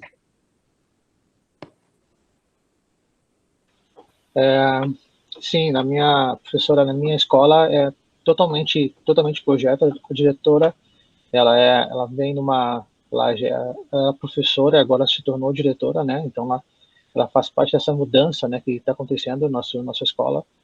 Eu estou na escola faz 2 anos, eu já cheguei já com essa metamorfose que estava acontecendo, né? Então, a gente tem todo o apoio da direção e eu costumo falar, assim, que observar também que a direção dela é muito na horizontal, assim, qualquer hora eu posso ligar para ela e conversar, falar dos meus problemas, falar o que está acontecendo e automaticamente já é resolvido, assim. Então, é muito interessante, 100% de apoio, assim, né? E é muito legal isso, porque muitas vezes, como pessoa, e trabalhar com um ser humano, né? Então a gente trabalha às vezes 5, 6 professores juntos, até formalizar o projeto. Muitas ideias acontecem, né? Às vezes tu tem que reduzir, às vezes tu tupina. Então também a construção também do caráter do professor para poder fazer um bom serviço de qualidade e tu ver o reflexo nos alunos, né? Até mesmo a questão do rap, né? O rap, nossos alunos amam o rap, né? Também. Isso é muito interessante também, né? Então, quando os professores conseguem trabalhar junto, o reflexo na qualidade do ensino é muito interessante, né? Isso tem botado bastante resultado nesse processo. É muito legal. Então, a gente tem total apoio da direção, assim, 100%. Assim. Eu acho... Não sei se eu consegui responder a pergunta, professor. Obrigada, professor Lucas e Zé Luiz. Tá. Bom, boa noite, professora Ana. Obrigado pela pergunta. Professora, principalmente nos últimos 2 anos, né, eu tenho aí me debruçado em como a gente pode, de fato, colocar a tecnologia em prática na sala de aula, porque, assim, falando da experiência que eu tenho, eu sempre fui uma pessoa muito aficionado por tecnologia, mas era eu que usava com os alunos. E chegou um momento que isso começou a me incomodar, né? Poxa, toda hora sei lá, um data show, um jogo, mas era só naquele momento, né? Então isso me incomodava demais. Eu falei, isso aí não tá muito certo. E aí eu comecei a me debruçar, porque eu acredito assim que o professor ele é um eterno pesquisador, né? E como pesquisador, ele precisa estar muito bem alicerçado em teorias filosóficas, teorias da praxis, né, da teoria e da prática, para ele realmente se sentir seguro e saber quais são os caminhos ou possíveis objetivos que ele tem dentro de uma sala de aula, né? Então, o que eu fiz? Fui na internet. Então, eu fui atrás e dos suportes que eu tive de forma gratuita, eu vou compartilhar aqui no chat o link, que é um centro de educação da Microsoft. Tá? Então, você pode se cadastrar de forma gratuita, você vai ter algumas formações rápidas, algumas de 1 hora, coisas mais simples, mas que vão abrir muito a nossa mente. Um dos aplicativos que eu estou usando mais recentemente, que é o Flipgrid, que eu faço uma prática da performance deles e também da apreciação, e eu também consigo fazer avaliações. Eu vou deixar aqui um site, tá? Deixa eu ver aqui o meu link. Eu acho que copiou. Eu vou deixar também, tá? Então, o primeiro é da Microsoft, o segundo é do Flipgrid, que é uma ótima ferramenta. E, assim, infelizmente, tem que correr atrás, muita coisa só tem em inglês, mas mesmo assim, se gostar de tecnologia, você consegue bastante ideias, mesmo dentro do Facebook. Se você for no meu Instagram, você também vai ter algumas possibilidades. Mas eu acho que era isso. Obrigada, Felipe. Parabéns, viu, a todos. Muito bom. Antes de passar a palavra para o professor Augusto, que quer fazer uma pergunta também, queria fazer outra pergunta para o professor Felipe. Qual foi a sua estratégia, né, nessa questão da pandemia com os alunos em casa? Como foi para você dar esse auxílio aos pais? A gente sabe que as crianças hoje elas nascem antenadas, dão um celular para elas, de cabo a rabo, elas sabem mexer tudo. Mas tem alguns pais que são um pouco leigos em questão de aplicativos, dessas plataformas, de como gravar um vídeo. Como foi que você deu esse suporte para os pais desses alunos? Excelente, obrigado, Glauber. Então, mais uma vez, né, a minha realidade, eu me sinto muito privilegiado, tá? Porque apesar de eu estar num âmbito público federal, os meus alunos vêm de uma questão social e financeira bem diferenciada. Então, nós não paramos praticamente. Foi 15 dias que a colégio ficou fechado, mas eu com a minha equipe, a gente montou ali, eu estou até falando antes de começar, né, com o professor Augusto, que a gente montou ali uma espécie de comitê de crise, e a gente capacitou os nossos 128 professores a trabalhar nessa forma remota. Por sorte, como eu comecei em 2019 com os alunos, trabalhar com essa sala de aula invertida, com o site, eu posso te falar que eu tive 2%, 1% de problema com os alunos. E como eles ganharam essa autonomia desde o ano passado, então, como dizia antigamente, foi melzinho na chupeta, né? Então, os pais, lógico, eles se preocupam, uns são mais, têm menos formação ou contato com a tecnologia, mas como tu falaste, na verdade, quem resolve era o aluno. E o meu público são alunos do 5º ano, que vão variar de 9 até 11 anos. Então, só para vocês terem uma visão, a gente subestima muitas vezes o aluno. Então, um aluno de 9, 10 anos, ele dá show, ele grava vídeo, ele escreve, ele manda mensagem, ele posta foto, cria PDF, ele dá show. E às vezes, e muitas vezes, na verdade, não às vezes, muitas vezes, eu conheço outras ferramentas por ele. Professor, você já viu isso? Professor, já viu aquilo ali? Então, assim, claro, os pais, às vezes, eles precisam de apoio. E aí, graças a Deus, a gente tem uma forte equipe técnica, pedagógica. Então, toda vez que um pai tem muito problema com a ferramenta ou com alguma coisa assim, o próprio pai agenda com essa parte pedagógica e aí ele faz a ponte comigo e a gente faz essa conexão aí. E, graças a Deus, tem sido um sucesso. Muito bom, professor, muito bom. Professor Augusto, com você. Bem, boa noite. Quero primeiramente parabenizar os 3 professores, dizer da minha alegria em poder recebê-los aqui. Na verdade, como disse o Felipe agora há pouco, nós já nos conhecemos de um longo tempo, né?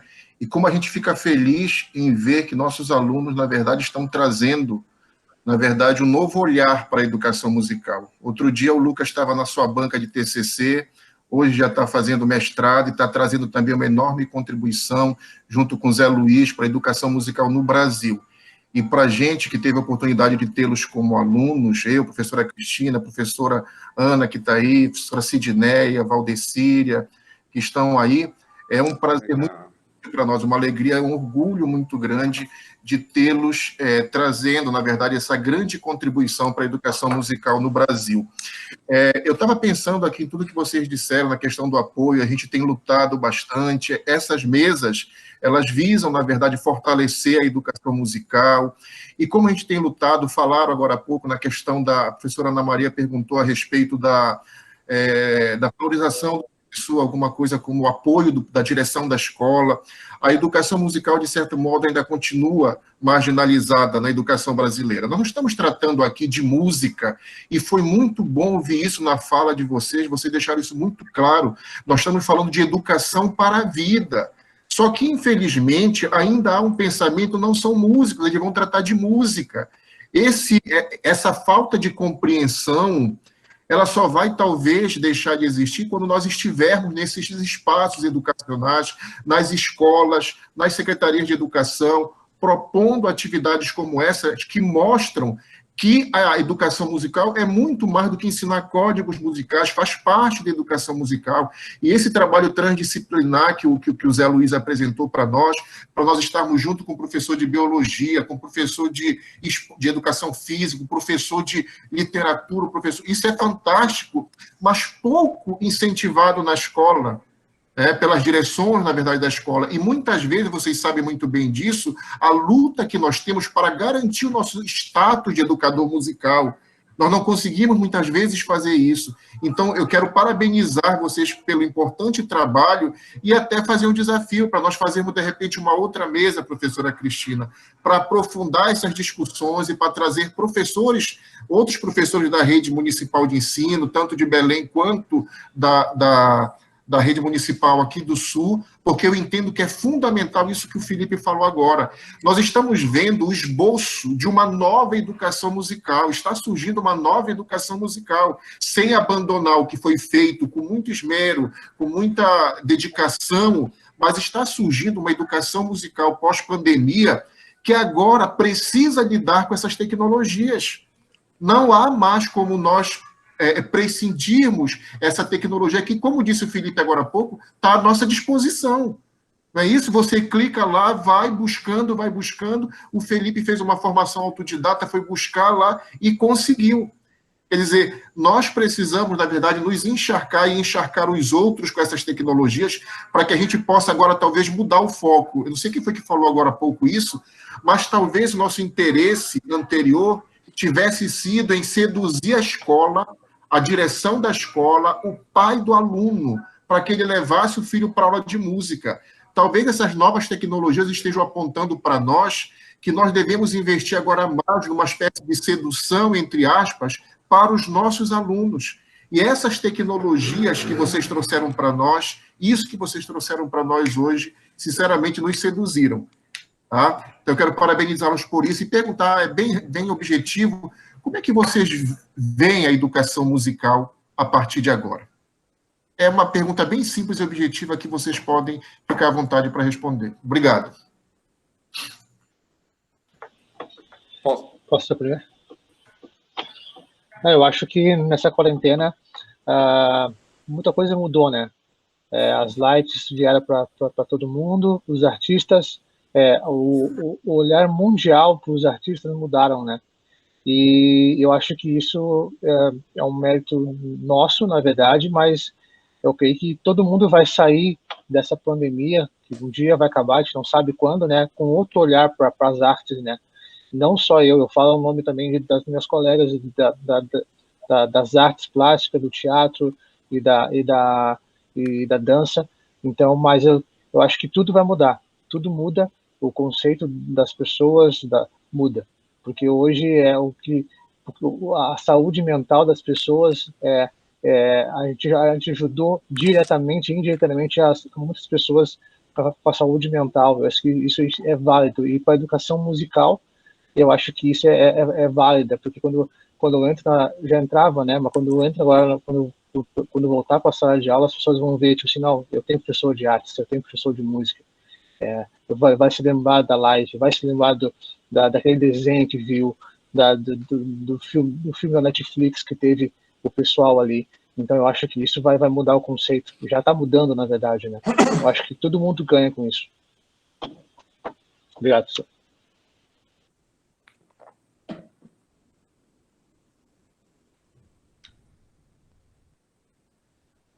Eu acredito que, a partir de agora, a educação musical ela vai ser ainda mais necessária.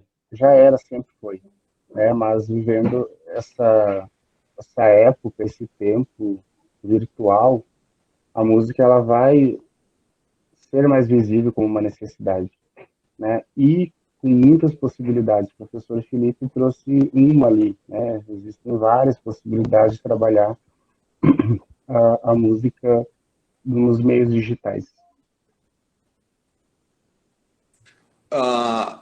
Eu gosto de fazer, né? Estou me aventurando cada vez mais na área da educação, né? Apesar de ser apaixonado na área da educação musical, então estou me atrevendo a entrar um pouco na área da educação. Eu espero que não esteja ninguém tão formado aí na área só da educação, né?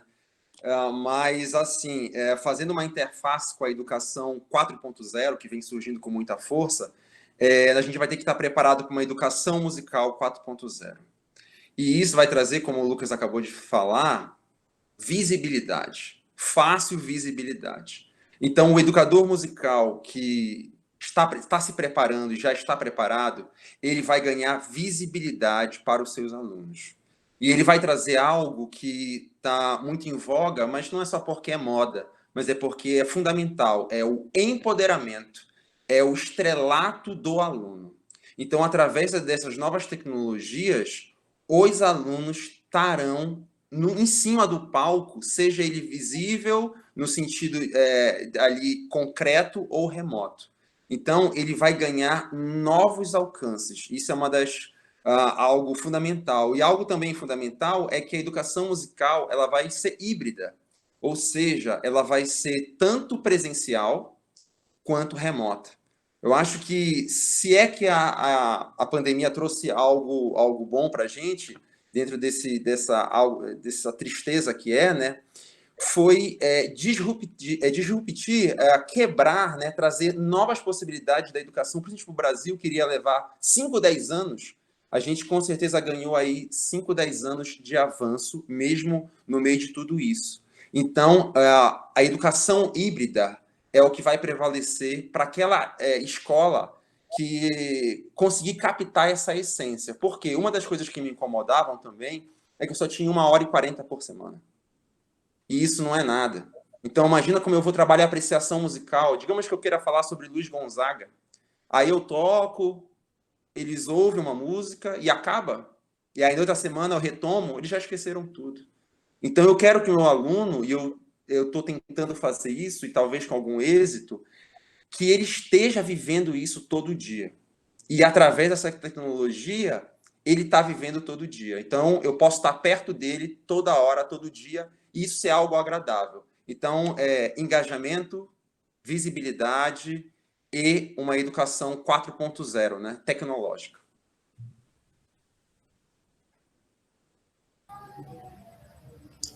Muito bom. Professora Cristina, passo a palavra para você. Muito bom. Eu quero, inicialmente, então, agradecer imensamente essa mesa maravilhosa, a maravilhosa coordenação do Glauber. Parabéns, querido, pela tua coordenação. Adorei a fala do professor Felipe, do professor José Luiz, do professor Lucas Braga. Todos são professores importantíssimos, e isso, né, professor Augusto, professor Rui, professora Ana, professor Paulo Murilo, que está aí, nos dá um alento, entender que a gente está conseguindo, que essas pessoas vêm aí, porque a gente passa, e vocês também têm que levar adiante essa jornada de luta e de muito amor com a nossa área, que é a educação musical. Então, muito obrigada pelo engajamento de todos vocês. Muito obrigada também pela assistência que a gente está tendo aqui. E o professor Augusto me deu uma incumbência, e agora ele diz que todas as nossas mesas nós deveremos ter como finalização uma parte poética. E eu agradeço muito de ter essa oportunidade, porque eu já estou há algum tempo imbuída de uma outra paixão também, além da música, que é a literatura, que é a poesia. E nesse momento eu estou engajadíssima em trazer à luz ou ao conhecimento poetas mulheres que muitas vezes não são conhecidas, nunca foram conhecidas da grande maioria. Então a minha luta é também tornar visíveis estas mulheres. E eu trago aqui para compartilhar com vocês, portanto, a Narcisa Amália. A Narcisa Amália, ela é lá do século XIX, ela foi uma poeta parnasiana que possuía uma poesia muito vigorosa. Ela era forte, marcante e, portanto, encantou muito a intelectualidade da época. O seu livro de estreia foi Nebulosas, com poemas românticos, bem ao gosto da época. Ela foi a primeira mulher jornalista profissional do Brasil. Fundou um jornal chamado Gazetinha, de conteúdo feminista, e trazia, em sua poética, uma forte sensibilidade social. E tratou, desse modo também, com pioneirismo, a questão da identidade nacional. Sua poesia imprimia uma temática do retorno ao lugar de origem, uma poesia que nós poderíamos chamar de uterina. Ela combateu a opressão à mulher e ao regime escravista também. Trabalhou ainda no século XIX intensamente a favor da mulher. Infelizmente, a Narcisa faleceu aos 72 anos, lá em 1924, e faltou dizer que ela nasceu em 1852, no Rio de Janeiro, e ela morreu vítima de diabetes. Já estava cega, pobre e com problemas de mobilidade. Além disso, a sua obra, infelizmente, foi esquecida, mas nós queremos, então, trazê-la ao conhecimento. E antes de ler a poesia dela, que se chama Por que Sou Forte, ela dizia assim, antes da sua morte, ela deixou um apelo, que foi o seguinte: eu diria à mulher inteligente, molha a pena no sangue do teu coração e insufla nas tuas criações a alma enamorada que te anima. Assim, deixarás como vestígio ressonância em todos os sentidos. Ela está lá, sepultada no cemitério São João Batista do Rio de Janeiro. Então, nós vamos finalizar essa nossa mesa redonda online, o EPA UERGS, com a poesia da Narcisa Amália, Porque Sou Forte. Dirás que é falso. Não, é certo. Desço ao fundo da alma toda vez que hesito. Cada vez que uma lágrima ou que um grito trai-me angústia, ao sentir que desfaleço. E toda assombro, toda amor, confesso. O limiar deste país bendito, cruzo. Aguardam-me as festas do infinito. O horror da vida, deslumbrada, esqueço.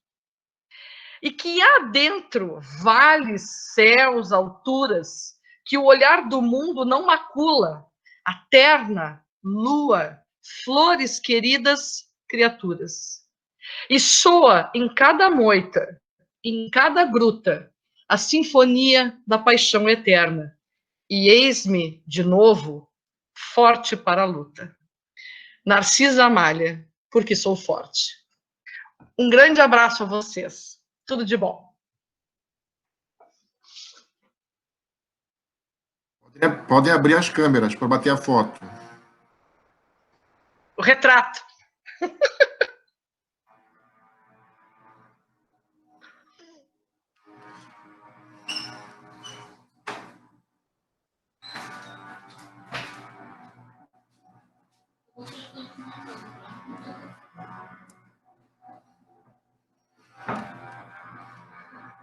Até a próxima.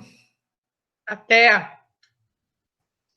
Obrigado, Não Felipe. deixem de participar do evento, sábado e domingo. Ok. Lucas, obrigado. Zé Luiz, obrigado a todos. Obrigado. Boa noite. Boa noite. Até a próxima. Obrigado. Tchau.